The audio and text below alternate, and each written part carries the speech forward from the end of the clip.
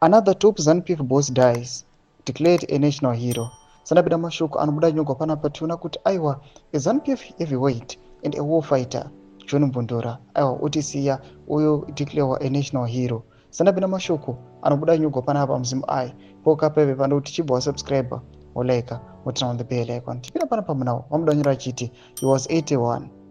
ZANU-PF Deputy Secretary General Mike Nyambuya delivered a message from President E.D. Mnangagwa to the Mvundura family on the conferment of national hero status. Nyambuya was accompanied to the Mvundura family home in Harare by ZANU-PF Deputy Secretary for Lands and Agriculture, Mike Madiro.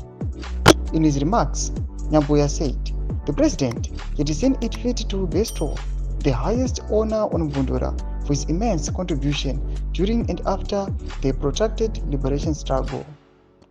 I've been sent by President Mnangagwa to relay the message that Ambassador Mvundura has been accorded national hero status, he said.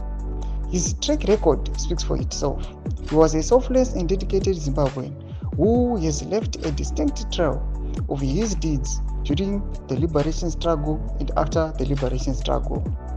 So after considerations, His Excellency has conferred national hero status on Comrade John Shumba Mvundura. Nyambuya said Mvundura had left a lasting legacy that will forever be cherished. He was a strong man with strong views, who never failed to make his opinions known. He gave his life for the liberation of this country and shall forever remember him, he said.